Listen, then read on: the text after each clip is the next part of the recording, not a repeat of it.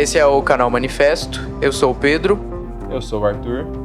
E eu sou a Letícia.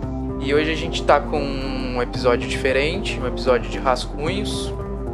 E a gente resolveu hoje fazer um episódio para falar um pouco sobre tudo isso que está acontecendo, o coronavírus, a quarentena, as questões políticas todas que aparecem. E, enfim, a gente pensou um pouco, né, antes de fazer esse episódio, se era pertinente ou se não era, mas a gente achou que ia ser legal para trazer um pouco de algum conteúdo de coisas que estão sendo menos faladas, né, até porque tem muita gente falando muita coisa ao mesmo tempo, tá todo mundo em casa e todo mundo querendo se expressar e tal, mas a gente acha que tem algumas coisas que estão sendo menos faladas e que a gente pode contribuir aí nesse processo e da gente conversar, se ouvir, se apoiar e trazer algumas reflexões e provocações para vocês. Isso. Acho que é importante também a gente pedir um pouco de desculpas pelo tempo, né? A falta de episódios no último mês. A última vez que a gente fez em janeiro. Mas tivemos alguns problemas das ordens de contatos, de conseguir as respostas a tempo. E depois com tudo isso que vem acontecendo e agora só crescendo no Brasil e no mundo. O Arthur teve a banca dele, né? Você teve sua banca, se tornou mestre, finalmente. Foi, finalmente. Várias coisas acontecendo.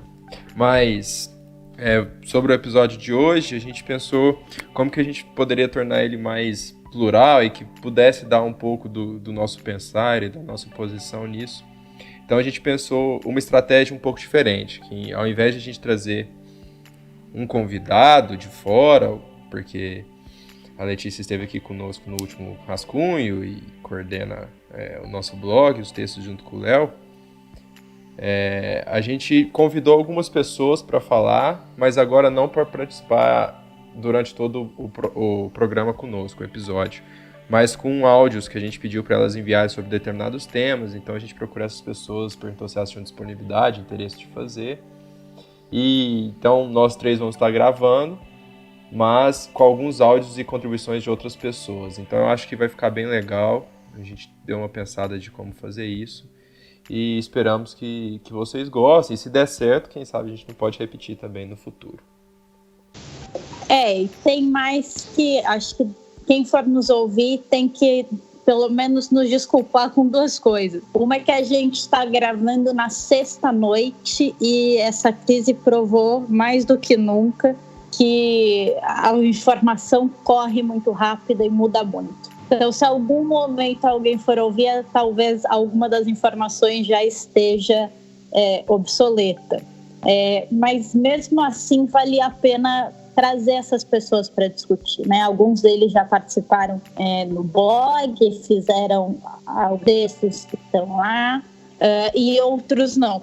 Outros estão estreando com a gente aqui no canal. A gente pediu para várias pessoas que estão em lugares diferentes do país gravarem sobre o SUS, a estrutura e a importância e como a crise pode chegar ao colapso do sistema, sobre como as relações de trabalho são capazes, estão sendo afetadas nesse processo, e daí a gente vai se debruçar com 3 áudios, além desses 2 temas, com mais 3 áudios sobre a segurança e estado de exceção que estão sendo aventados aí nesse processo.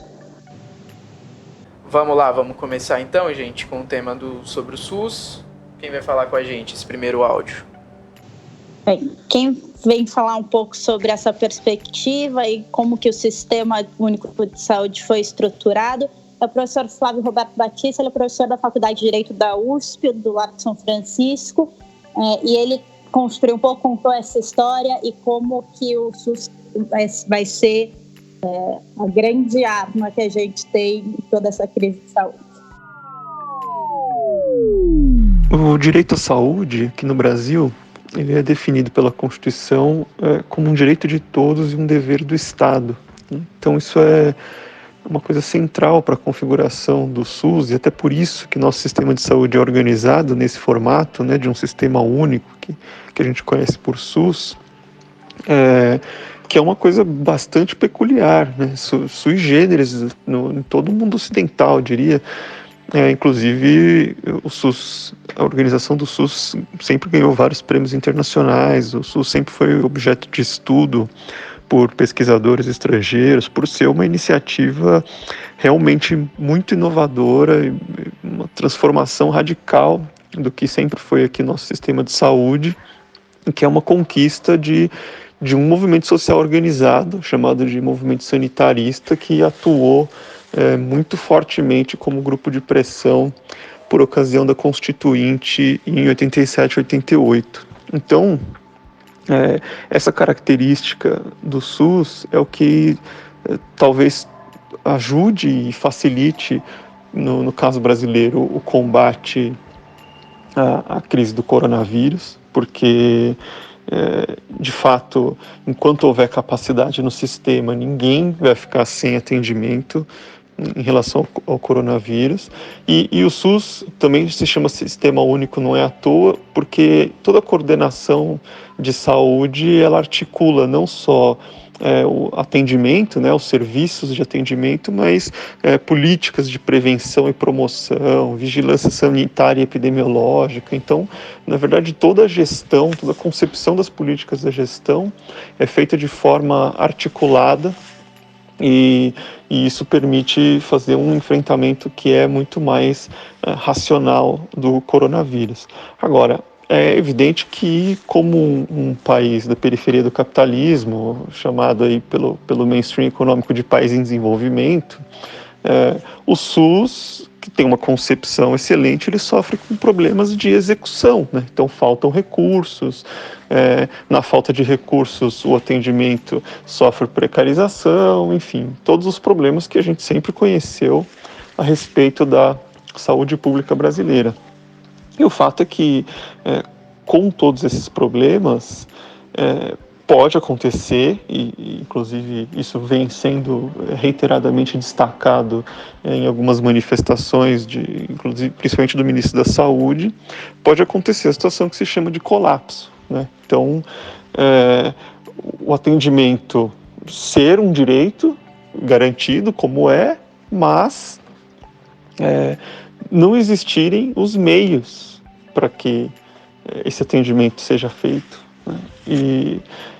Então, está aí a relevância de promover as políticas de quarentena, como vem sendo promovidas, né? O colapso do sistema, que vem sendo falado em casos em que a quarentena não seja observada, ele consiste exatamente na impossibilidade de garantia constitucional do direito à saúde por incapacidade do SUS para atender as pessoas que estiverem sofrendo aí pela infecção do coronavírus, né? Então a gente está, talvez, nos últimos 30 anos, desde a Constituição de 88, no momento mais arriscado para a garantia do sistema de saúde pela qual a gente já passou, mesmo com todas as dificuldades orçamentárias que a gente veio enfrentando aí ao longo dessas 3 décadas. Eu acho que vale pontuar 2 coisas centrais, né, da fala dele. A primeira é como o fato de ter uma estrutura pública de saúde vai fazer toda a diferença, né? E daí o problema é a execução dele nos anos, né? Assim, quanto de investimento de fato foi dado para o sistema e não exatamente o sistema. E essa é uma confusão que especialmente a turma que quer privatizar o SUS faz. Fala que o SUS não serve para nada, nunca serviu, que tem fila, que não serve. Bem, a gente sabe que não é verdade, né? E isso fica muito claro quando a gente tenta comparar o Brasil aos Estados Unidos. Porque, afinal, num país que não tem nenhuma cobertura de saúde, a não ser privada, e que mesmo as coberturas privadas são absolutamente precárias, as pessoas estão muito mais desprotegidas, inclusive com a chance dos números serem subnotificados. No meio da semana saiu uma reportagem dizendo que existia uma estimativa de que apenas 14% dos casos no Brasil eram reportados. Imagine isso nos Estados Unidos, em que as pessoas são desencorajadas pelo motivo financeiro. E como a coisa lá ganhou uma proporção muito rápida em tão pouco tempo. Então, acho que o primeiro ponto é isso. E no sentido de que vai ser a política pública de saúde que vai dar cabo de mitigar todos os danos da doença, né? Não são práticas isoladas, mas é uma política uniforme. E daí a gente já pode começar a falar que o governo federal está fazendo um desserviço nessa linha. E tendo tudo isso em vista, eu acho que é importante a gente falar também sobre como o SUS e a saúde pública em geral no Brasil vai ter que enfrentar o seu maior teste nos últimos anos, dentro de um contexto em que existe um teto de gastos, o qual evita, por exemplo, que certas pastas recebam os recursos necessários para sua manutenção, mas que também é afetado pelos cortes não só no Ministério no Ministério da Saúde, como em outras áreas. Então, por exemplo, quando o Ministério da Economia evita que a Fiocruz contratem os funcionários aprovados em concurso, impede que a instituição imposse esses funcionários, isso atrapalha, por exemplo, na elaboração de testes, no mapeamento genético do vírus, e assim sucessivamente. Então, é importante ressaltar também nesse momento que aqueles que mais atacam o SUS, ou que atacaram nos últimos anos, estão vendo ou vão colher as consequências dos seus erros, né? Então, eu acho que o momento também se torna importante nesse sentido, de ser um caos que chama a atenção de muitas pessoas que acreditavam que o investimento público federal e estadual e municipal eram desperdícios, eram gastos, porque a gente não enfrentava questões como essa, mas o problema na saúde pública brasileira é enorme, vários são os desafios, e agora isso torna cada vez mais latente todo o caos que vem sendo gerado. Então, é um momento também importante para se questionar algumas ideias que vinham sendo mais fortes, vamos dizer assim, no país. E quando o professor coloca essa questão da importância do SUS, dos desafios que ele vai enfrentar, é um desafio também maior ou acentuado pelas escolhas da população que elegeu um tipo de política e dos representantes políticos, tanto do Executivo quanto do Legislativo, que coordenaram a aprovação do teto dos gastos, que aprovaram as leis orçamentárias e que diminuíram o orçamento da saúde. Inclusive, o orçamento previsto para esse ano, numa reportagem de 2019, mostrava que o orçamento para 2020 era inferior ao de 2019. Efeito gerado pelo teto dos gastos e pela necessidade de se adaptar o investimento em todas as áreas dentro de um contexto da necessidade absurda de se gerar sempre superávit primário e o controle dos gastos e investimentos públicos. Então, e nesses momentos a gente consegue atacar o discurso da austeridade, o discurso neoliberal pela própria premissa dele, que é a ideia da eficiência.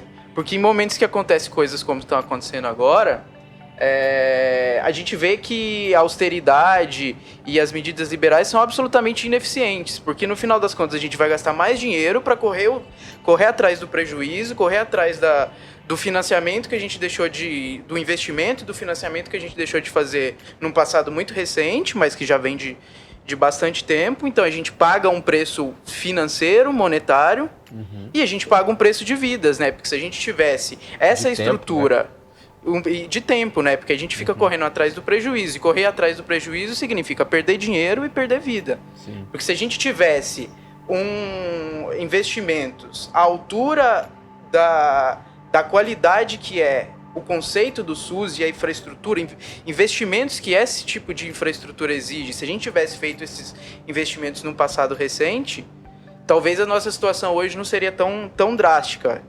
Não, só tem uma questão que assim, o SUS funciona. Apesar de tudo isso, o SUS funciona e funciona muito bem.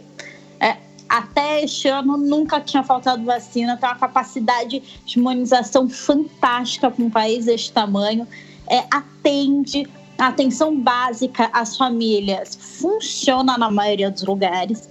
E acho que o Café da Manhã, que é o podcast da Folha de São Paulo, que entrevistou a professora Deise Ventura, da Faculdade de Saúde Pública da USP, que talvez seja a maior especialista no tema no Brasil hoje,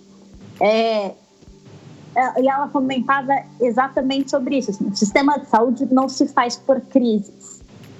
Né? Não é porque agora a gente está na crise sanitária que todo o sistema de saúde vai se desenvolver em torno disso.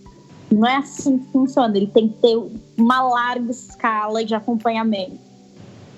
Então, eu acho que o que faz sentido aqui é destacar que, apesar de todo o desinvestimento, apesar da má execução, apesar da narrativa de desmontar a saúde como um direito, de desmontar uma ideia de um bem-estar, né, que venha nada das tradições do bem-estar social, que é garantir direitos à população, apesar de tudo isso, o SUS continua funcionando. E o que amarga a boca dos neoliberais e amarga a turma do Paulo Guedes é que vai precisar de mais dinheiro público ainda, para fazer com que ele continue a funcionar. Exato, mas o investimento feito agora é um investimento feito em caráter emergencial. Se a gente tivesse feito esses investimentos a partir de uma infraestrutura que é consolidada e que funciona, apesar do desinvestimento, isso seria muito mais eficiente do que se ficar fazendo investimento agora a toque de caixa. Essa é a questão. Sim, até porque saiu uma notícia no The Intercept que o Ministério da Saúde está comprando máscara de uma empresa 67% mais cara porque está fazendo sem licitação. Exato. Então, qual é a eficiência disso? Qual é a eficiência disso? É um investimento porco, ruim, porque ele é um investimento que tem que correr atrás de um prejuízo que poderia ter sido atenuado se os investimentos na saúde respeitassem a Constituição, respeitassem os aumentos que tem que ter anualmente e o governo ficasse fazendo DRUs, né? As desvinculações de receita da União, que faz sempre para a saúde e para a educação. Mas, por exemplo, ano passado o investimento no Ministério da Defesa foi maior, cresceu, enquanto que a gente está vendo agora que os investimentos em outros ministérios têm caído. Então, assim, o SUS funciona apesar de tudo isso, mas o SUS poderia ser melhor se não fosse tudo isso também. E acho que esse é o ponto, né? De se pensar sempre o investimento público como um investimento que é necessário que seja feito constantemente, que não sofra esses ataques, né? Acho que a próxima pauta é um pouco sobre como as relações de trabalho estão sendo estremecidas, né? E isso, na última semana, aí tem sido o assunto de maior instabilidade, imagino que de maior medo para as pessoas que estão em casa. Com muitos empresários fazendo alarde sobre demissões. E a gente vai falar disso com o professor Rodney Lima, que é professor de Direito Sanitário da Universidade Federal da Integração Latino-Americana, em Foz do Iguaçu, a UNILA, e pesquisador do Grupo de Pesquisa Saúde Pública Baseada em Evidência. O governo federal tem aproveitado a situação de calamidade pública gerada pela pandemia para praticar abertamente ilegalidades e abusos que atentam contra os direitos sociais dos trabalhadores. A medida provisória 927, de 22 de março, contém inúmeras normas inconstitucionais, produzidas para criar o caos nas relações de trabalho, gerando insegurança jurídica para os trabalhadores e para os empregadores. O texto original da medida provisória trazia, em seu artigo 18, a possibilidade de suspensão unilateral dos contratos de trabalho pelo empregador, pelo período de 4 meses, sem pagamento de salários aos empregados. A repercussão negativa dessa medida junto à opinião pública fez com que o presidente fosse obrigado a revogá-la no dia seguinte. Mas o importante é sabermos que esse artigo era inconstitucional, já que seu texto contrariava, de uma só vez, 3 disposições do artigo 7º da Constituição Federal. A do inciso 6, que trata do direito de todos os trabalhadores à irredutibilidade dos salários. A do inciso 4, que fixa a obrigatoriedade de pagamento de salário mínimo mensal a todos os trabalhadores. E a do inciso 5, que dispõe sobre a fixação de pagamento de piso salarial proporcional à extensão e à complexidade do trabalho, aplicável a todos os trabalhadores cuja categoria profissional possua convenção coletiva com a previsão de piso remuneratório. Uma vez que era inconstitucional, a possibilidade de suspensão unilateral do contrato de trabalho pelo empregador sem pagamento de salários, se tivesse ocorrido, seria objeto de impugnação judicial em futuras ações trabalhistas. E essas ações, tendo em vista a clareza do texto constitucional, seriam certamente procedentes e implicariam na condenação dos empregadores que tivessem pautado suas decisões na medida provisória. O artigo 29 da medida provisória 927 foi redigido com o propósito de impedir a responsabilização do empregador por eventual contaminação dos empregados no ambiente de trabalho. A segunda parte do artigo diz o óbvio, que a caracterização da enfermidade respiratória como doença ocupacional depende da existência de nexo causal entre o fato do adoecimento e o exercício da atividade de trabalho. Mas sua primeira parte afirma uma presunção legal que descaracteriza a contaminação pelo coronavírus como enfermidade ocupacional. Esta primeira parte do artigo é inconstitucional. A Constituição Federal prevê, em seu artigo 7º, inciso 22, o direito de todos os trabalhadores à redução dos riscos inerentes ao trabalho, por meio de normas de saúde, higiene e segurança. Na literatura jurídica, essa norma é conhecida como o princípio do risco mínimo regressivo e interpretada como o dever do empregador de adotar, no ambiente de trabalho, os melhores meios de prevenção dos riscos ocupacionais. A jurisprudência dos tribunais do trabalho também se firmou nesse sentido. Então, segundo esse princípio, o empregador é sempre o responsável pela proteção da saúde, da integridade física e da vida dos trabalhadores no ambiente de trabalho. Essa responsabilidade do empregador se estende, inclusive, aos casos de empregados terceirizados que estejam prestando serviços no ambiente de trabalho da empresa.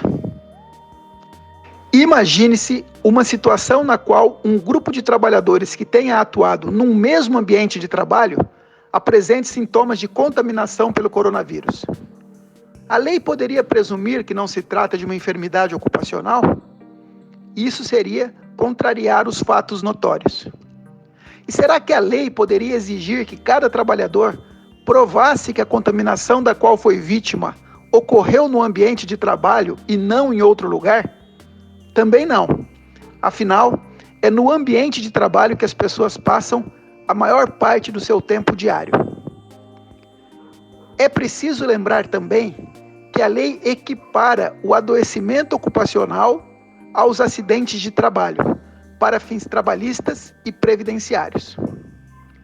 Dessa forma, o trabalhador que sofrer contaminação pelo coronavírus no ambiente de trabalho poderá pleitear seus direitos de licença remunerada durante o período de tratamento e de estabilidade no emprego pelo período de 1 ano após o retorno ao trabalho.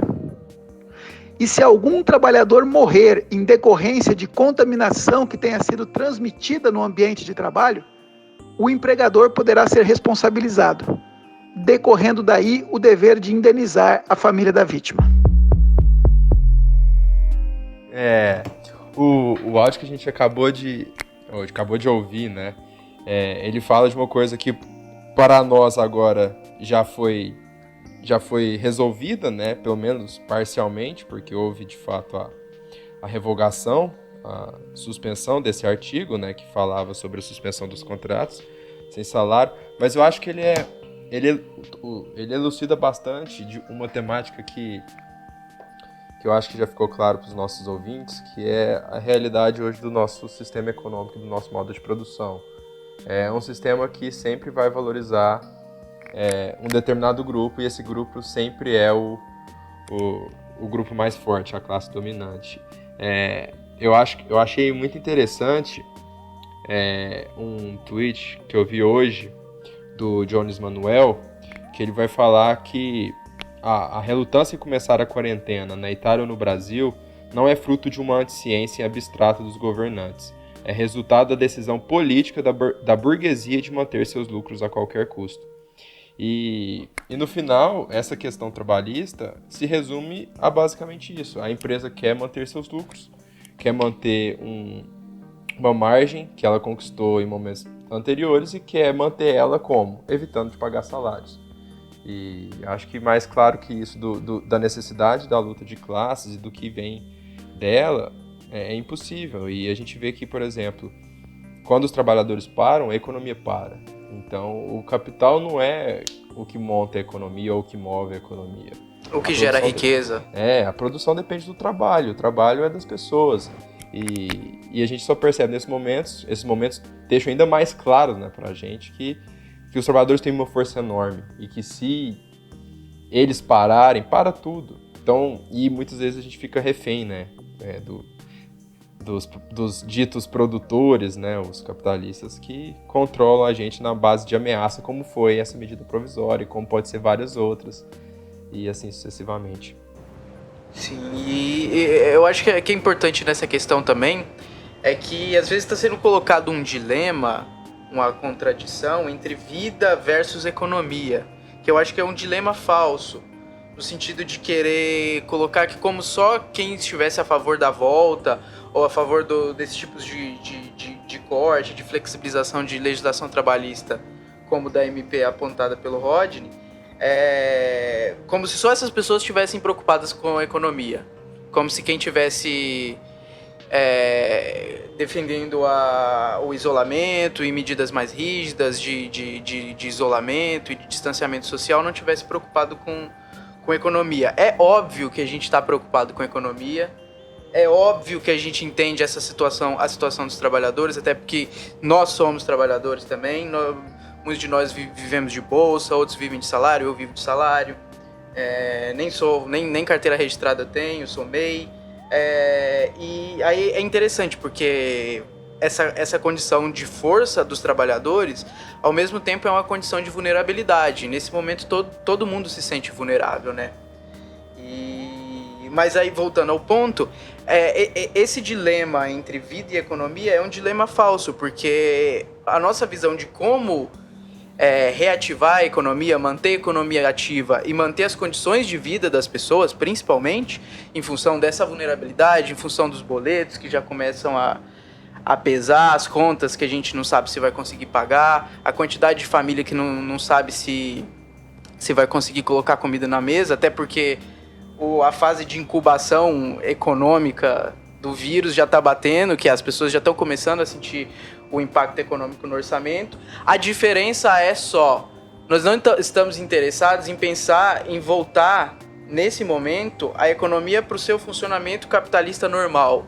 A gente está interessado em pensar outras formas que permitam que as pessoas consigam manter o isolamento, consigam manter o distanciamento social, porque isso é uma medida que, nesse momento, tem mostrado a mais eficiente para salvar a vida, mas encontrar outros caminhos econômicos que não seja voltar à atividade econômica normal. E esses caminhos econômicos passam ao oposto do que a MP, que o Rodney apresentou para a gente, está colocando, que é garantir, ao invés da insegurança jurídica e a suspensão de salários, garantir o mínimo de renda para a sobrevivência das famílias e conseguir o máximo de segurança possível dos empregos e das formas de trabalho. Então, eu acho que é importante a gente pontuar que, do meu ponto de vista, essa dicotomia entre vida e economia e quem se posiciona a favor do isolamento social, como se não estivesse preocupado com as questões econômicas. Estamos, sim, preocupados com as questões econômicas,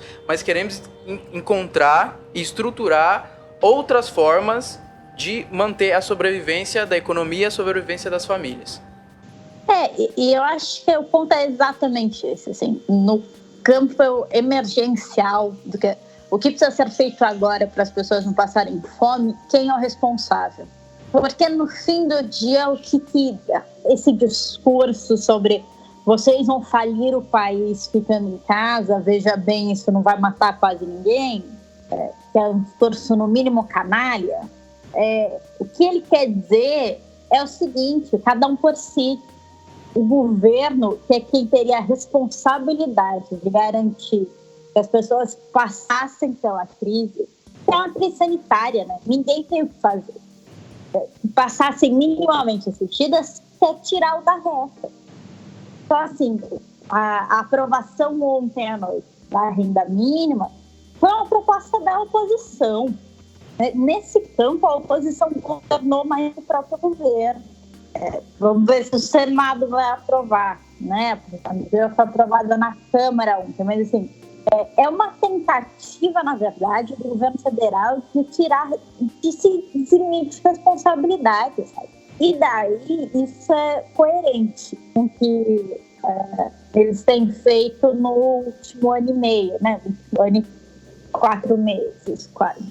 Mas assim, é impressionante como não passa em nenhum momento por uma discussão de quem vamos salvar, porque para as empresas aéreas rapidamente isso foi resolvido. E sem muito alarde. E é óbvio também, ninguém é inocente de achar que as empresas que têm grandes volumes de emprego também não precisariam de algum tipo de resgate, algum tipo de empréstimo. No curto prazo, qualquer um com bom senso sabe disso.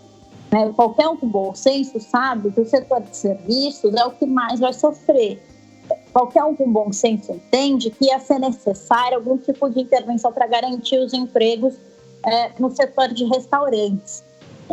Mas em nenhum momento o governo federal tomou essa iniciativa. Ele foi sempre demandado. Né?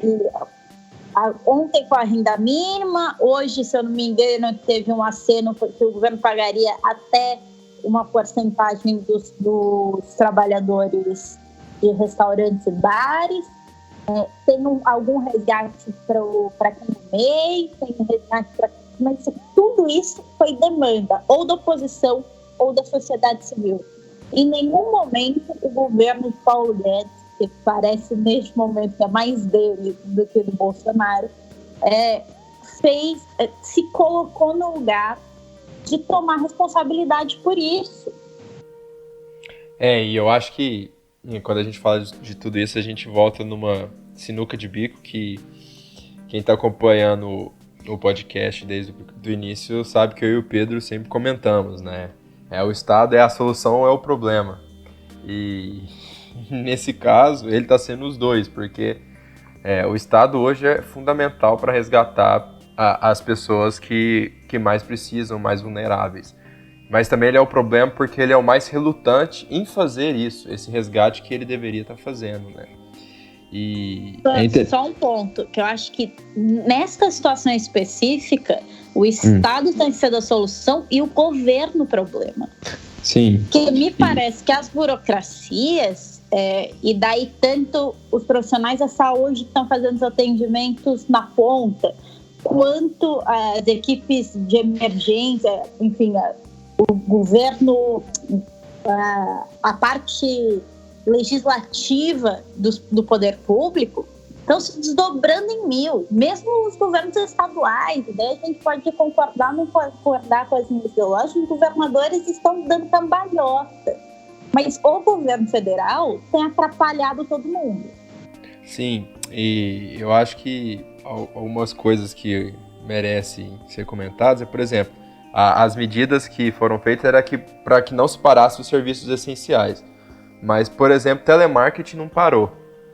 Como se telemarketing fosse uma função, um serviço essencial no momento. Então, essa semana eu recebi uma ligação de um operador da minha companhia telefônica. E aí, a hora que ele me ligou, falando que tinha uma promoção para mim, eu falei que não ia fazer, porque o governo tinha cortado tudo, eu não tinha dinheiro para nada. Ficamos os próximos 30 minutos falando mal e ele reclamando, que tá todo mundo com medo, que o pessoal lá que tem mulheres que são gestantes ou tem filho pequeno que tá tendo que ir trabalhar e morrendo de medo.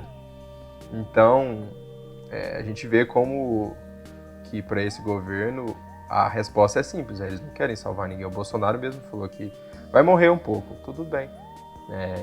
Eles querem salvar a economia mesmo. Eu tô aqui com uma reportagem aberta do UOL que saiu agora, uma hora atrás, que é mais de 2.400 denúncias de violações trabalhistas são ligadas à Covid-19.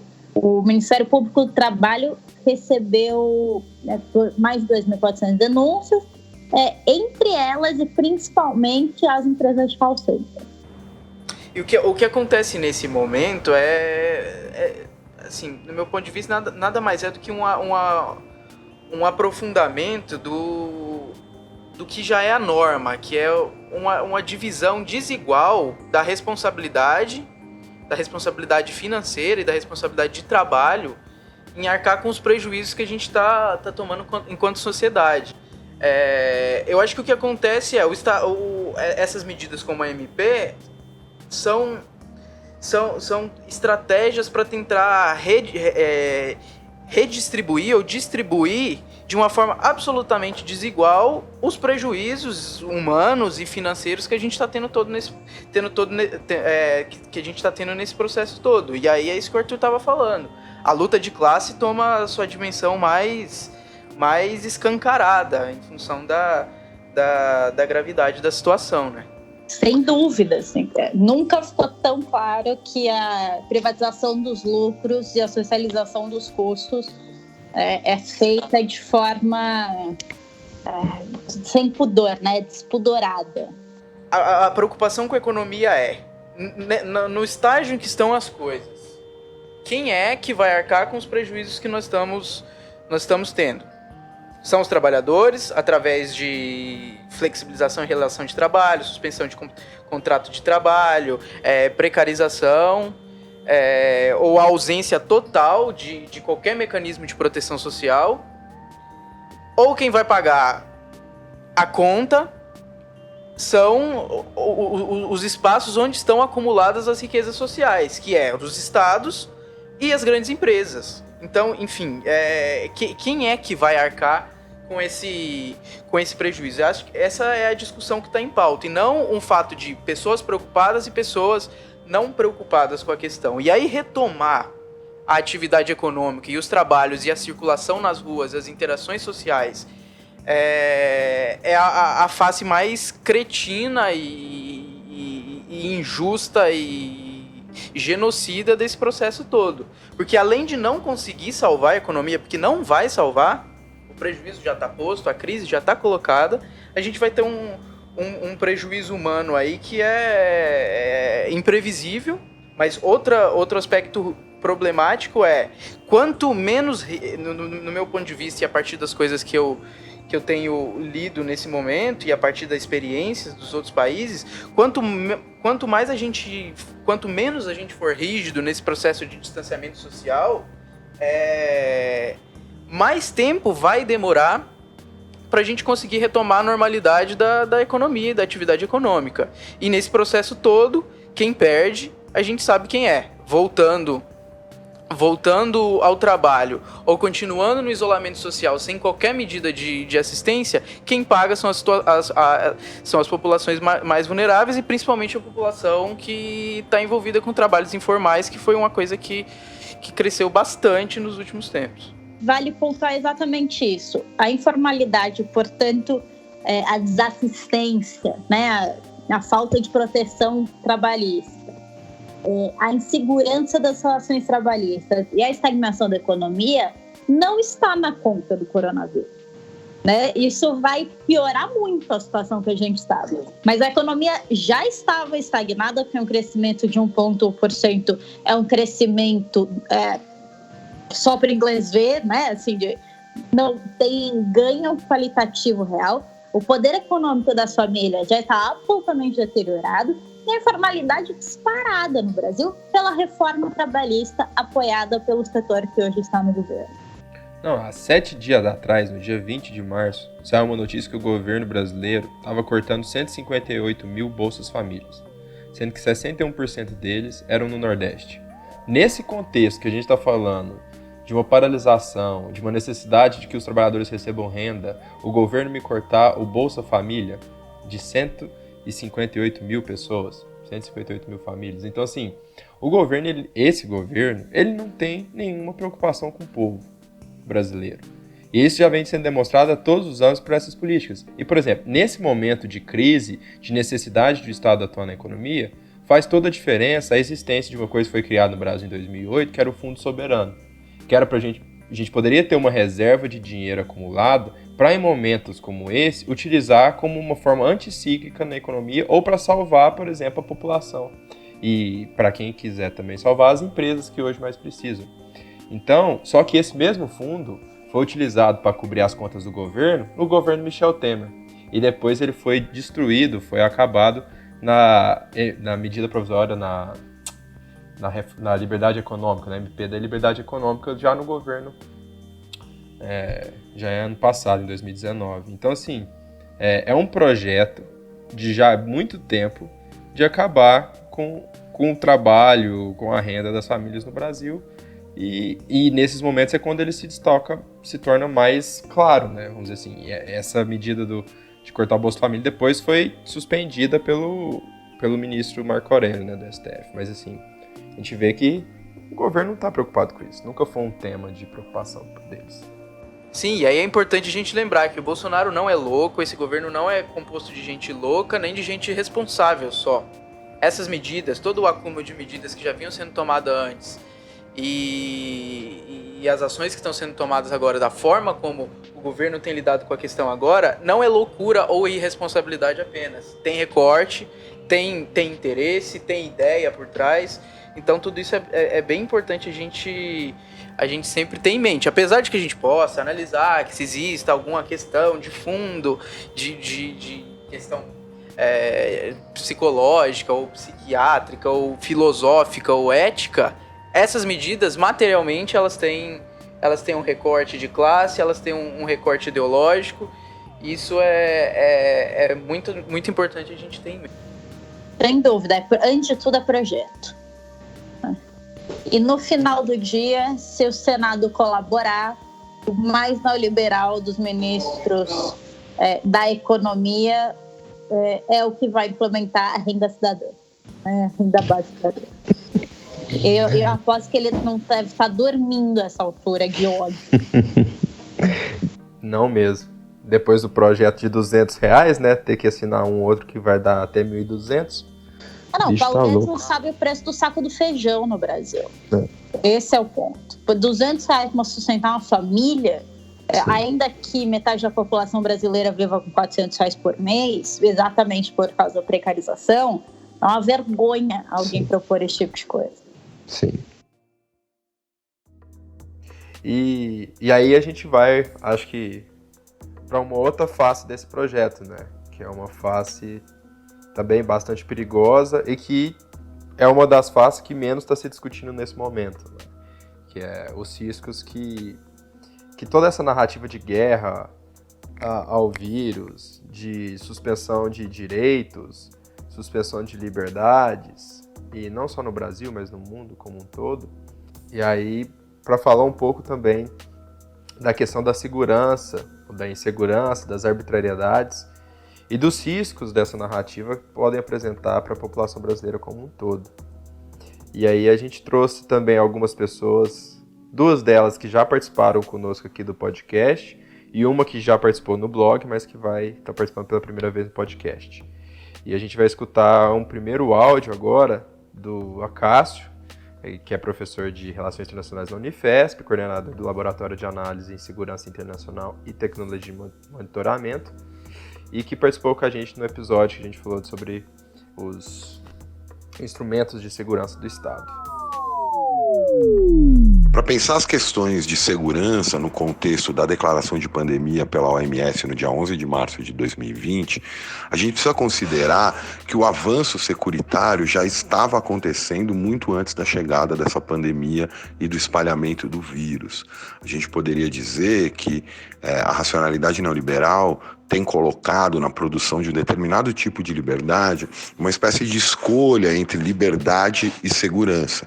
Isso avança desde se a gente quiser marcar alguns eventos desde os anos 70, né, quando em 73 o Nixon declarou guerra às drogas, e essa guerra se intensificou com o governo Ronald Reagan, passando por todas as medidas de combate ao terrorismo, depois da declaração de guerra ao terror do governo George W. Bush, e todas as medidas de segurança que são desenvolvidas em níveis, intensidades e motivações diferentes, mas que foram tomando o lugar da liberdade, principalmente nas democracias contemporâneas.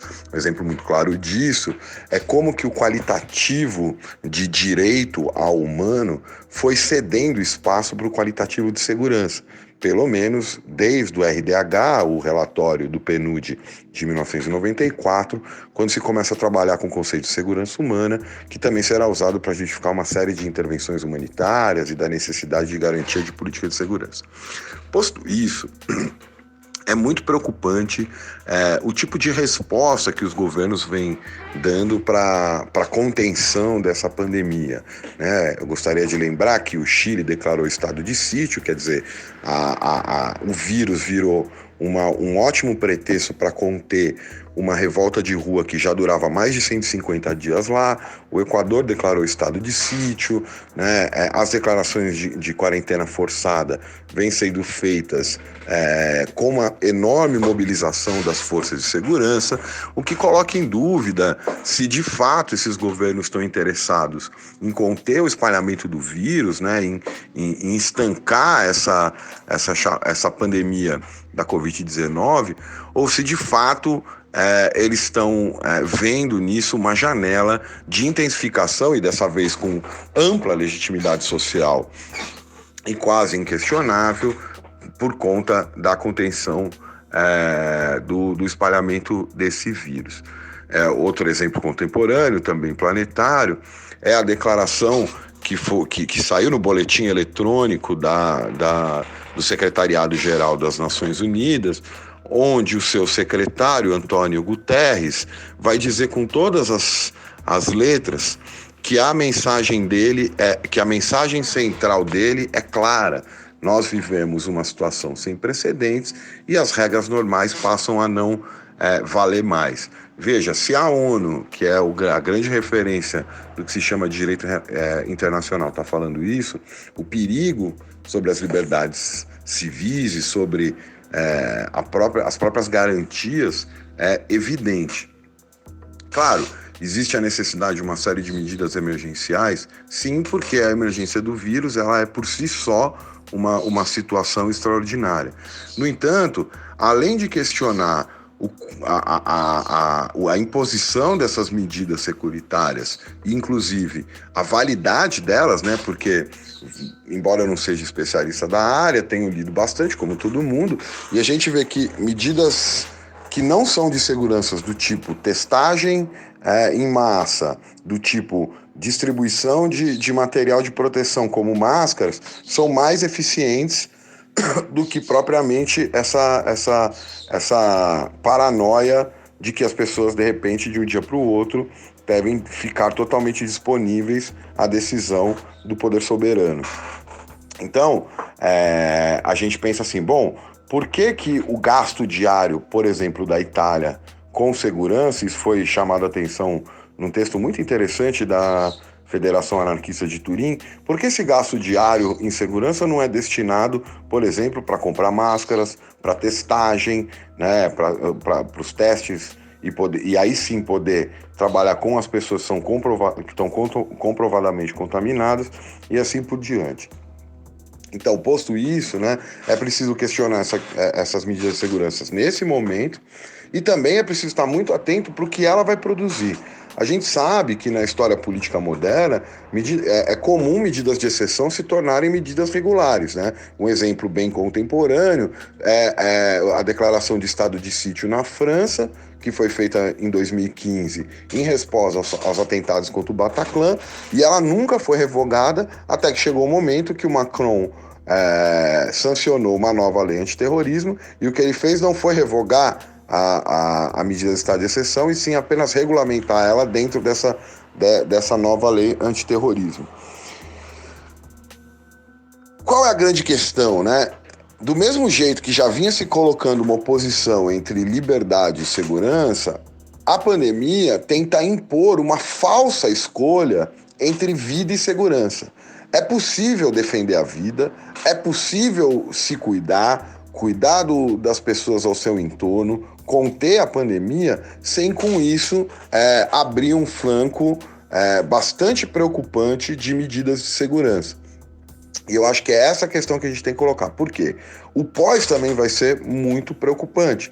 Mais do que isso, esse durante, né, não considera, por exemplo, as prisões, onde existe um aglomerado humano gigantesco e ninguém, salvo as organizações que lutam pelos direitos dos presos, questionou esse tipo de aglomerado. Então, que medida é essa que, por exemplo, força trabalhadores a terem que sair de casa sem as proteções devidas? No Brasil, por exemplo, você tem trabalhadores de aplicativo de entrega, trabalhadores de mobilidade de carro, carteiros, os trabalhadores dos Correios. É sabido que todos eles estão sendo obrigados a trabalhar porque fazem parte de serviço essencial, mas estão trabalhando sem equipamento devido de proteção à contaminação. E, ao mesmo tempo, né, as medidas de segurança vão passando e justificada por isso. Por fim, o que eu acho importante uma situação como essa, de pandemia, é um problema de saúde, né, no limite até um problema sanitário. Tratá-lo como um problema de segurança não é resolvê-lo. Né? Eu acho que o grande desafio para todos os cidadãos hoje é como lidar com esse problema que é real, como, inclusive, praticar o distanciamento social, na medida até o isolamento, a quarentena, mas sem que isso esteja aberto a medidas de controle securitário, como, por exemplo, eu tenho visto, especialmente na Espanha, especialmente na Galícia, o uso indiscriminado das forças policiais para conter as pessoas dentro de casa, como já se fala aqui no estado de São Paulo de uma lei que poderia prender os idosos que desrespeitassem essa quarentena, né? Não me parece que introduzindo uma maior conflituosidade no meio social a gente vai conseguir resolver, quando na verdade o que a gente precisa é de estimular a solidariedade entre as pessoas, já que, né, o vírus pode contaminar virtualmente qualquer um. O que isso significa? Né? Significa tratar esse problema não como um problema de guerra, que precisa de mobilização total da sociedade, mas como um problema onde as pessoas livremente vão conseguir praticar o autocuidado e, orientadas pelos conhecimentos que existem sobre essa doença, impedir que ela se alastre. Tá bom? Muito obrigado. Espero que eu tenha contribuído aí com o debate de vocês. Um abraço. Bom, gente que agradece o Acácio, já estávamos com saudade dele comentando aqui no manifesto também. Ele que sempre apoia a gente no Twitter também, isso é bem legal, lembrar e agradecer. Bastante, sempre dando essa força. E agora, para comentar mais um pouco sobre essa questão da segurança e do coronavírus, a gente vai ouvir a Tayane, que também já participou aqui conosco no episódio de número 1, do canal Manifesto, do podcast, que é doutoranda em Relações Internacionais pelo Programa de Pós-Graduação em Relações Internacionais Santiago Dantas e também é pesquisadora do LASINTEC, o mesmo laboratório do Acácio, né, o Laboratório de Análise em Segurança Internacional e Tecnologia de Monitoramento. A primeira questão que precisa ser pensada quando a gente vê esse cenário de pandemia que está acontecendo agora é pensar o que é justificado em razão de segurança, né? E aí, no caso, insegurança por conta de um problema de saúde pública, né? Porque o que a gente tem visto recentemente é que as democracias contemporâneas, elas têm constantemente governado através da crise, né? Então, há sempre uma crise que precisa ser solucionada.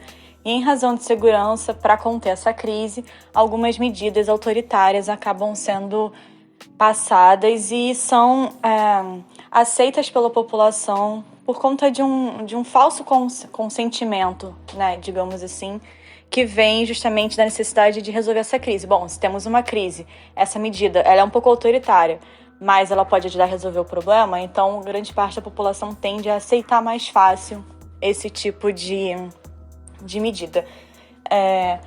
O que é interessante agora nessa pandemia do novo coronavírus é que, por exemplo, muito tem se falado sobre o caso da Coreia do Sul, que foi, ou que tem sido razoavelmente eficiente em conter a expansão da epidemia. E um dos pontos fortes da estratégia da Coreia do Sul é justamente o monitoramento dos casos confirmados, né, dos casos que precisam ficar isolados. E esse monitoramento ele tem sido feito através de tecnologias tipo o GPS do celular, controle das transações bancárias, cartão de crédito, além das visitas físicas também de agentes de saúde para os apartamentos, nos casos que estão isolados.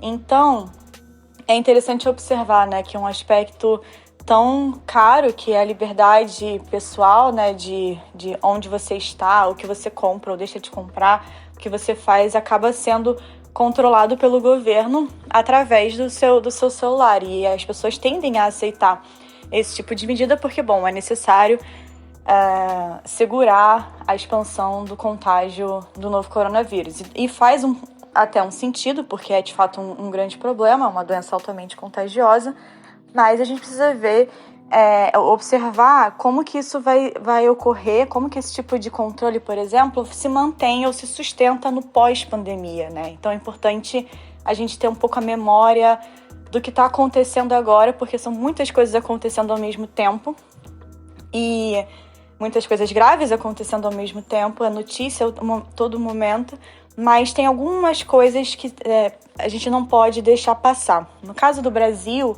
sobre isso é interessante a gente observar já o decreto sobre a Lei de Acesso à Informação, que é uma lei que garante que, numa democracia, a gente tem acesso aos documentos e informações do governo, né, que a gente pode pedir, solicitar ao órgão responsável, e daí isso é liberado para conhecimento público, né, já que é uma democracia.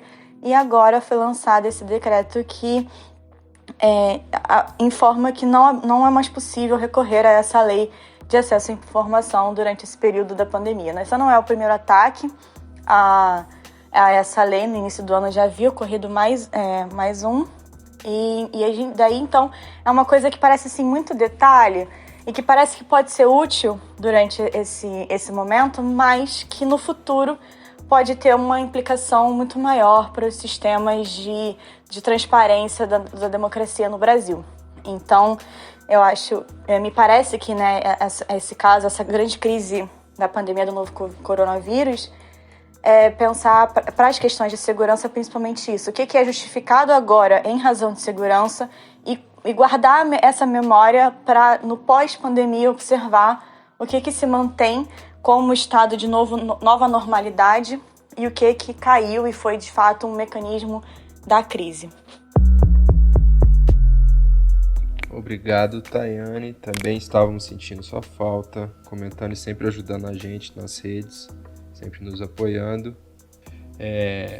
Acho que por último agora, nessa parte, a gente vai ter escutar o comentário do Lucas Oliveira, que é mestrando em Relações Internacionais pelo Programa de Pós-Graduação Santiago Dantas e é pesquisador do Grupo de Estudos de Defesa e Segurança Internacional, o GEDES, lá da Unesp.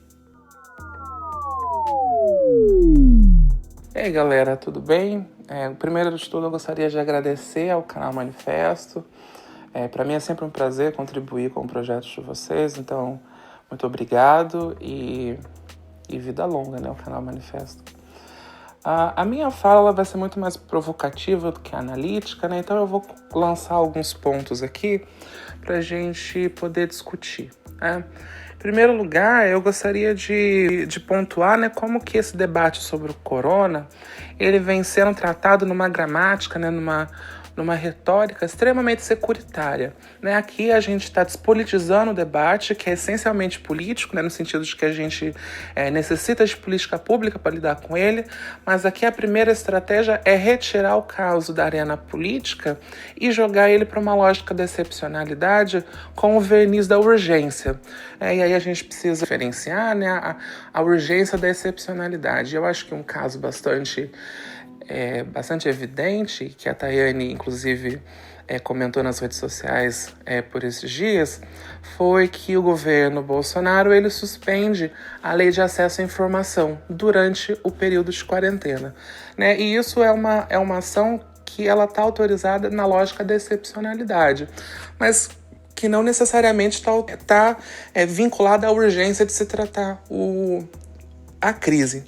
Então aqui, né, a gente vê como que a elevação ou a retirada do aspecto político da crise, ele começa a autorizar algumas ações que na normalidade seria amplamente repudiada, ainda que a ação continue sendo repudiável.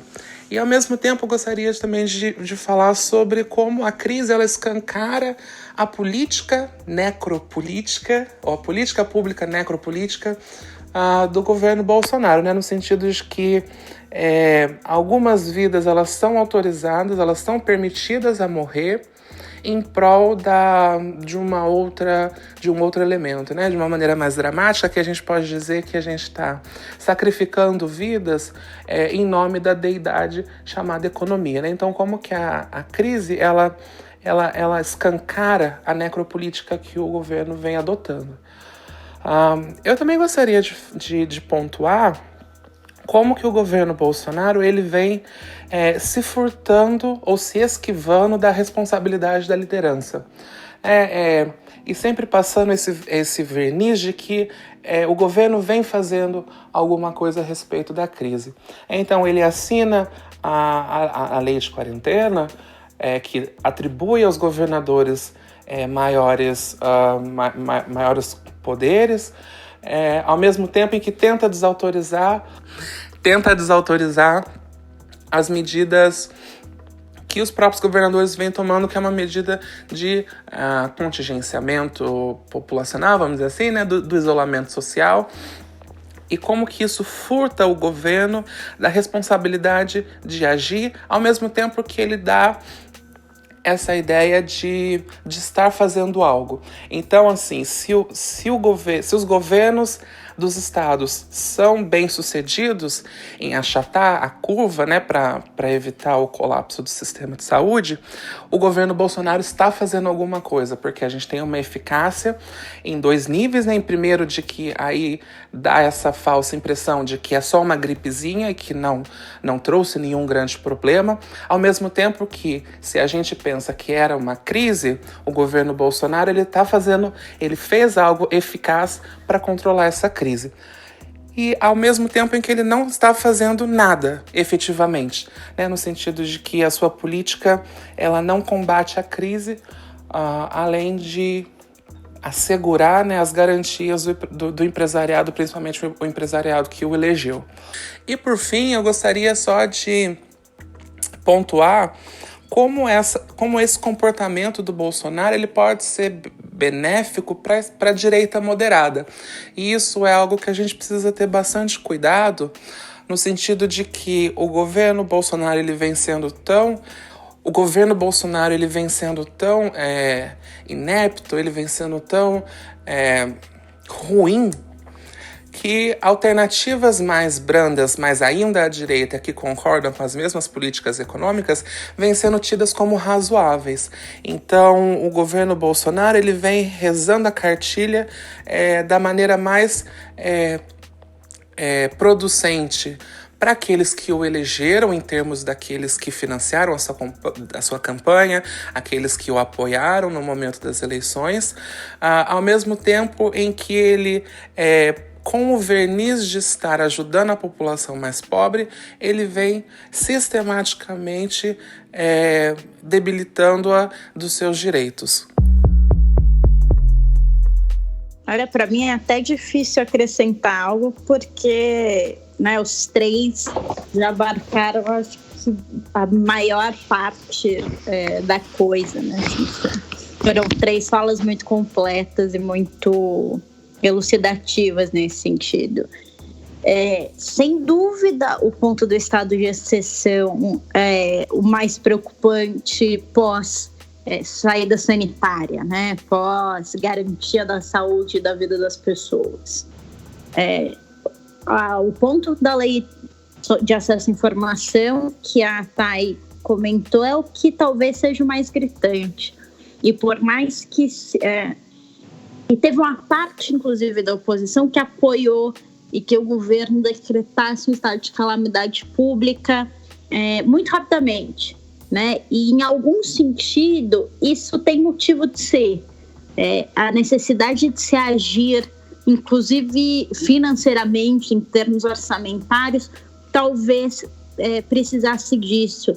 Por outro lado, isso também rompeu com uma série de garantias, né? Inclusive a quebra da necessidade de licitação, por exemplo, colocou com que o governo federal colocasse hoje na rua uma campanha de quase 5 milhões de reais para falar para as pessoas saírem de casa. É ultrajante na mesma medida que é preocupante o que não será largado mão para romper com a liberdade das pessoas antes de garantir a segurança delas. Não, eu acho que esses áudios todos deles me abriram a cabeça para coisas que eu nem tinha parado para pensar. Então eu fiquei muito satisfeito no sentido de ter aprendido muito com isso que eles colocaram. E porque abriu uma chave de contradição na minha cabeça que foi bem importante, porque se eu for fazer uma análise de como eu estava pensando, como eu estava enxergando as coisas, até dentro dessa chave pessoal mesmo, do desespero, ou do medo, ou dos efeitos psicológicos já dessa situação toda que está acontecendo, aí eu paro para pensar que eu mesmo pessoalmente, imagino que bastante gente, ou a grande maioria da população, começa a apoiar determinadas medidas na base do medo mesmo, do desespero. E aí é isso, né, que a Letícia estava falando, que repassando como eu estava vendo as coisas até pouco tempo, né, até antes de entrar nessa discussão, de certa forma parecia que eu até estava torcendo para que os governadores, para que os prefeitos, para que o presidente decretasse o estado de calamidade pública, porque foi a partir desse momento que começou de fato as medidas mais rígidas de isolamento e que começou de fato algum investimento em determinadas políticas. Então,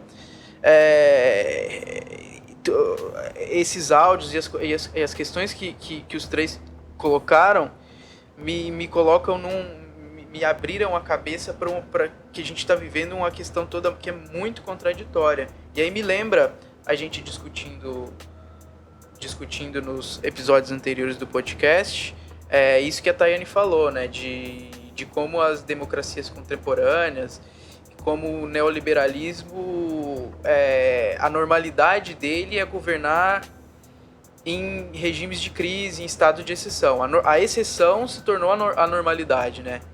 E aí, traçando um paralelo entre a crise e entre o afeto que essa crise mobiliza, é o medo. Isso é uma coisa que a gente até tratou nos episódios anteriores. E quando a população, de uma forma geral, se encontra mobilizada nesse tipo de afeto que é o medo, é muito mais fácil que o Estado legitime determinados tipos de atitudes sistematicamente autoritárias, sistematicamente arbitrárias e todo o conjunto de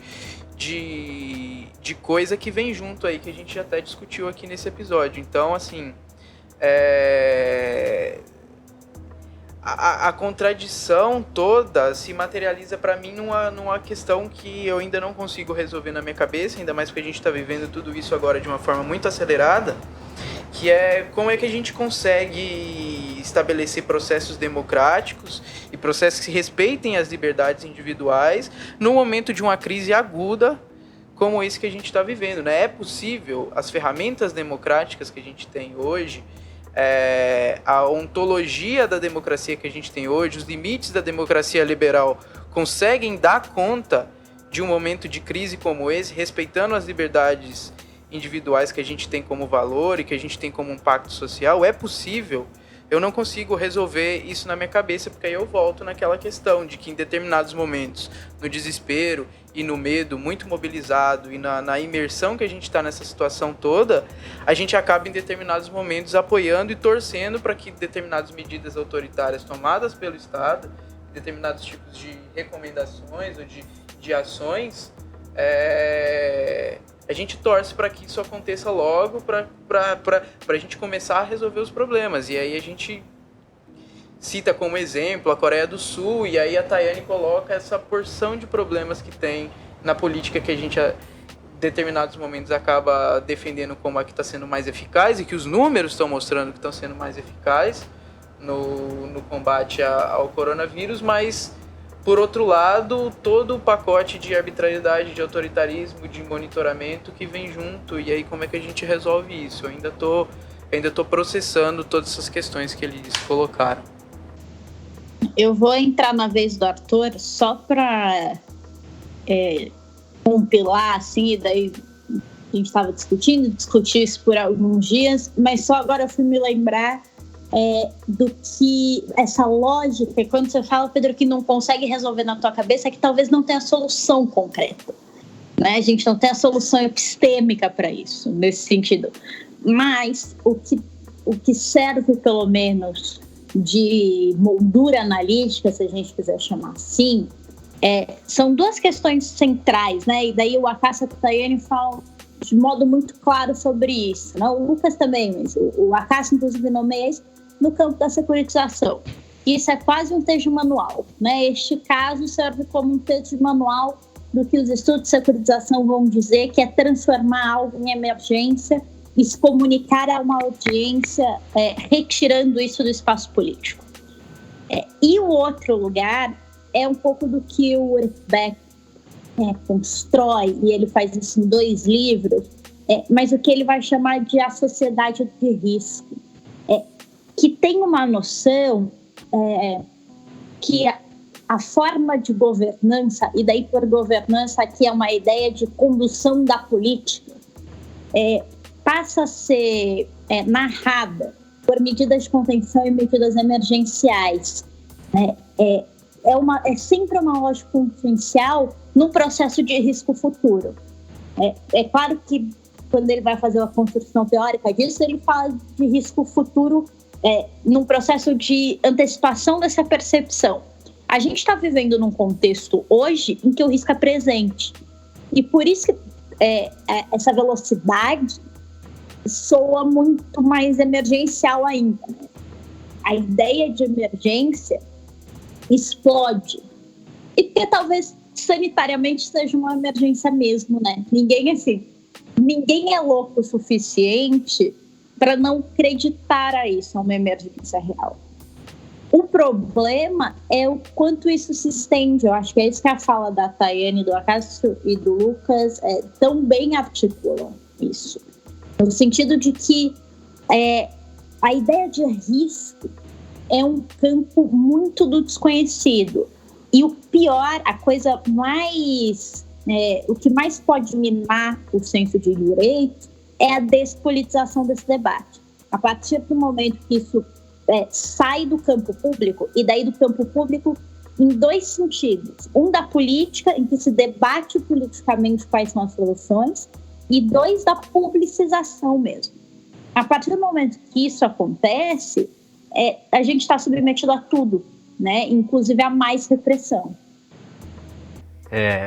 E aí, eu acho que quase sempre a gente volta nesse tema, que é que a gente fica de novo naquela posição de que o Estado, que é a solução para fazer com que a gente tenha uma resposta a essa crise sanitária, também é o problema para que coloque em risco as liberdades, os direitos, também na área de segurança, de acesso à informação, de circulação pós, coronavírus. Então, eu acho que os 3 trazem muito bem todas essas facetas desse governo e dos riscos que a gente corre sempre que a gente começa a cair numa narrativa e num projeto excessivamente securitário, excessivamente autoritário, e onde nos dão a opção de liberdade ou segurança, de liberdade e vida, como o Pedro tinha colocado entre a economia e a vida, que existia um dilema.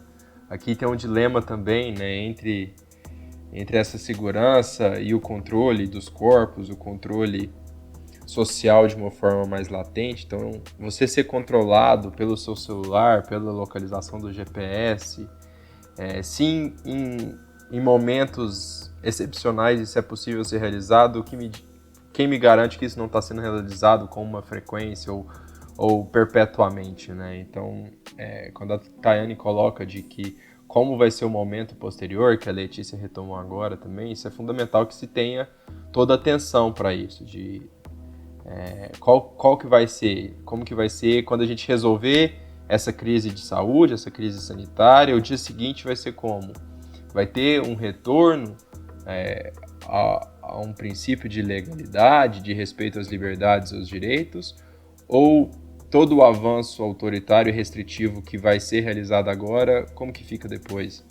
E acho que uma última coisa que o Acácio cita e que eu acho que é bem importante a gente tomar também é a situação atual do sistema carcerário, sistema penitenciário, né? Que a gente fala que tem que ficar a 2 metros de cada pessoa.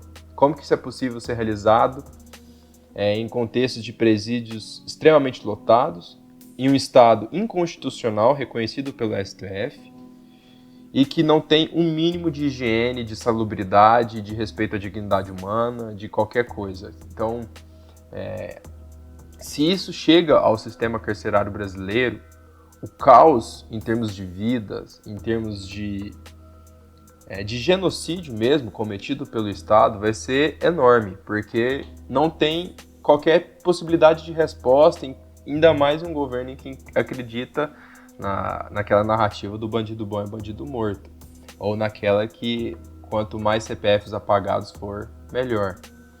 Então eu acho que existem também alguns riscos e algumas ameaças que precisam também ser levantadas e chamadas a atenção, e uma delas é essa, né? Então quando a gente tem essa segurança na rua, mas há um mês atrás, 2, o Rio de Janeiro, as comunidades estavam sem água, a SEDAI não estava tratando a água. Então agora que precisa lavar a mão, a periferia carioca não tem como lavar a mão. E assim como ela, várias outras no Brasil, ocupações, tanto urbanas do MTST e de outros movimentos, quanto rurais do MST e de outros, como que fica? Os riscos a que essas pessoas estão expostas, aqui em Uberlândia, a ocupação do Fidel Castro, não tem nenhum saneamento básico, não tem água corrente, não tem energia elétrica. Então, o descaso do governo, da esfera pública, do Estado, está escolhendo quem vive e quem morre desde já, não vai ter que esperar até a calamidade do serviço público, né? Ele já escolhe há muito tempo.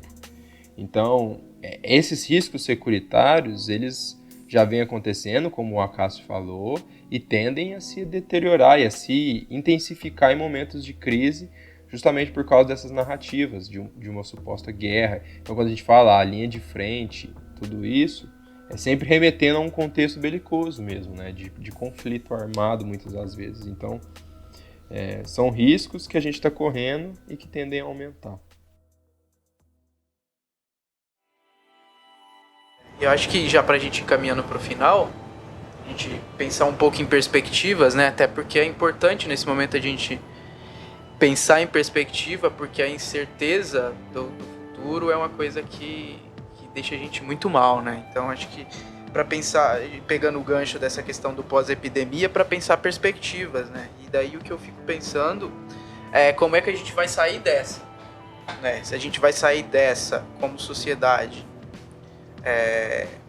conseguindo enxergar a pá de coisas que aconteceu e que a gravidade da crise tornou ainda mais aguda e mais evidente, a gente vai conseguir sair disso tendo enxergado essa porção de coisas que aconteceram e que ficaram mais evidentes, coisas que já aconteciam, mas que a crise tornou mais evidente. Será que agora a gente vai se preocupar que as ocupações não têm água, que a população em situação de rua vive em extrema vulnerabilidade, que a situação carcerária é um problema, que a densidade nas favelas é uma questão? Será que a gente vai se preocupar com isso e vai pensar em construir outras coisas? Será que a gente vai entender a importância dos bens comuns, do sistema de saúde comum, de a capacidade de organizar coisas coletivamente, a partir de uma lógica de direitos? Ou será que a gente vai aprofundar, né, todas as questões que já estão acontecendo agora? Porque os inimigos, né, os terrores, os motivos para manter a situação de crise e a situação o estado de exceção e tal, vão continuar existindo aí. Muitos deles reais, muitos deles fabricados, né? Mas eles vão continuar existindo. Então, eu acho assim, eu não tenho a ingenuidade de achar que a gente vai sair dessa muito melhor, mas eu tenho a esperança de que a gente pelo menos consiga acirrar a disputa, porque do outro lado, todas as oportunidades de aprofundar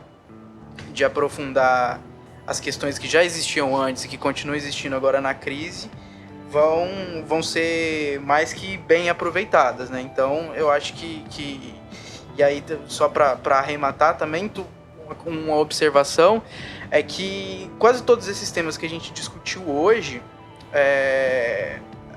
são questões que já estavam em disputa antes, que se aprofundaram a disputa agora e que provavelmente vão se aprofundar ainda mais, né, no pós-pandemia. Então a minha esperança é que pelo menos a gente consiga acirrar as disputas e que questões como segurança, precarização do trabalho, concentração de renda, a necropolítica, que é uma outra coisa muito importante que o Lucas citou, o individualismo contra uma ideia mais de solidariedade, de organização social mais de solidariedade, todas essas disputas vão continuar, as disputas em torno do SUS, as disputas em torno da valorização da pesquisa, dos pesquisadores brasileiros. Todas essas questões vão continuar existindo. A minha esperança, a minha perspectiva é que pelo menos a gente consiga acirrar a disputa e que, infelizmente, um momento de crise aguda possa servir para tornar as contradições, as desigualdades, as injustiças, as incompetências mais evidentes. Pois é, e eu acho que nesse contexto a gente teve também alguns vislumbres, né, de conquistas e de atenuantes, né, em todo esse caso. A Letícia comentou mais cedo sobre a aprovação da renda básica, que ainda precisa ser aprovada no Senado, mas quem sabe não seja um princípio de um projeto que possa superar ou extrapolar esses 3 meses, né, que foi aprovado por enquanto. A gente teve a retirada do artigo 18 revogado, né, da MP. Quem sabe isso não possa ser um primeiro sinal de resistência aos ataques, aos empregos e ao direito trabalhista, já que até então estava passando tudo com maior facilidade na Câmara. Então, o Senado abriu consulta sobre a taxação de grandes fortunas. Então, quem sabe, que nem o Pedro estava comentando, às vezes é um início de alguma discussão. E eu acho que todas essas possibilidades, essas perspectivas, aparecem agora também sobre qual é o futuro que queremos, né? E a gente vê que muitos países internacionalmente estão sofrendo com problemas e a ajuda está vindo de lugares que até ontem eram achincalhados, que eram embargados economicamente. Por exemplo, a Itália tem vídeos dos italianos recebendo os médicos cubanos aplaudidos. No Brasil, o governo brasileiro voltou atrás e pediu a ajuda dos médicos cubanos. E isso mostra um pouco dessas contradições entre os sistemas capitalistas e formas alternativas ao capitalismo, como elas encaram também esses contextos de maneira diferente. Então, a China fazendo doações enormes para a Itália, enviando ajuda, corpo técnico também, enquanto outras economias de mercado se retraem, a própria globalização, as aberturas de fronteiras, de tudo, não resistem a isso, estão fechadas no mundo inteiro. Então, eu acho que esse debate entre individualismo e solidariedade também é muito importante. Espero que a gente possa continuar fazendo ele, né? E que ele seja discutido também, depois disso tudo que a gente falou e dessas contradições, também dentro de um contexto mais amplo do próprio modo de produção, né? Que o coronavírus, ou o combate ao coronavírus também é resultado ou é reflexo da própria política do modo de produção capitalista, né? A própria forma de organização desse. Então, que esse momento terrível seja também catalisador de discussões mais profundas no sistema.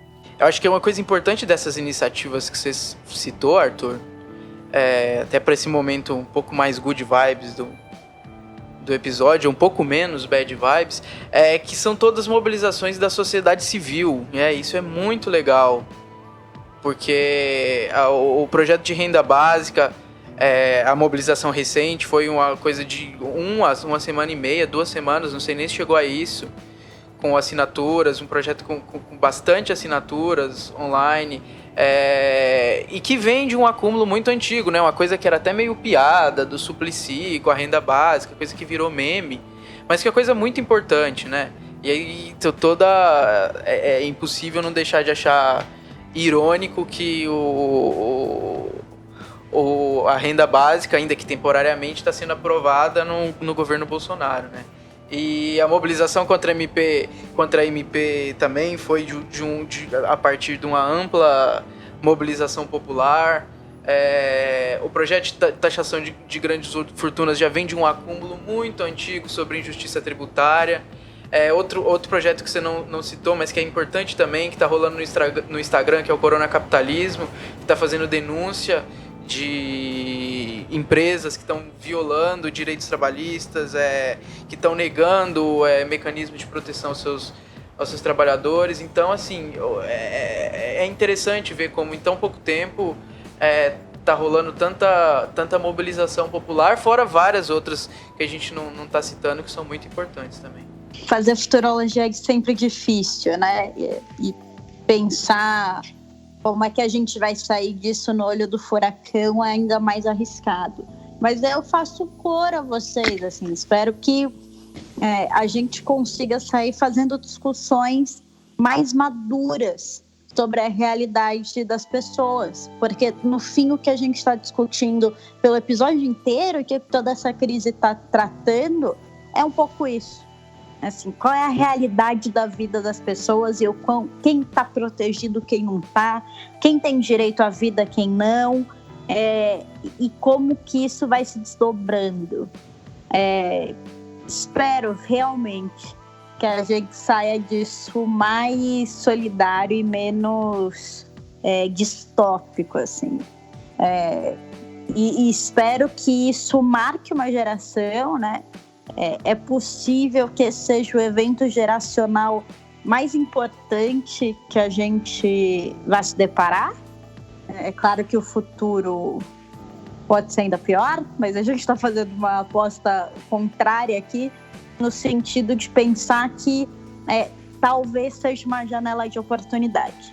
E daí trazer essa janela para todo mundo, que a gente possa conversar e que a gente converse sem pânico, sem medo, com honestidade, calma e serenidade, né? E que as pessoas tenham seus direitos assegurados e tenham sua capacidade de sobrevivência mesmo resguardada. É isso aí. Sempre lembrando que a gente está gravando esse episódio no dia 27 de março de 2020, então muita coisa pode mudar. A gente está vivendo uma fase muito instável e com muita coisa mudando de um dia para o outro, mas a gente espera que o nosso debate, com a ajuda dos nossos companheiros, a gente tenha contribuído com algumas ideias para todo mundo pensar, para a gente ficar em casa, mas ficar em casa criticamente, ficar em casa tentando se mobilizar dentro dos nossos limites, é claro, para impedir, olhando criticamente, se mobilizando contra as arbitrariedades, os autoritarismos do Estado, e sempre cobrando da forma que a gente conseguir, dentro das nossas limitações, para que a gente não fique só nessa, né, de ficar em casa, mas que medidas mais sistêmicas comecem a ser tomadas numa escala ainda mais importante, tipo a testagem, tipo a estruturação dos hospitais, dos leitos, as medidas de apoio aos trabalhadores, o apoio à infraestrutura para os pesquisadores. Enfim, acho que é isso aí. A gente tem que se cuidar, mas também acho que um pouco do recado do episódio de hoje, eu acho, a gente se cuida, mas não pode perder, por mais difícil que seja, a gente não pode perder o nosso olhar crítico, mesmo em casa. Manifestem-se. Façam como Britney Spears. Peçam por distribuição de renda. Exatamente. Quem quiser escrever para o blog está sempre convidado. Comentem os textos, a gente tem algumas séries lá.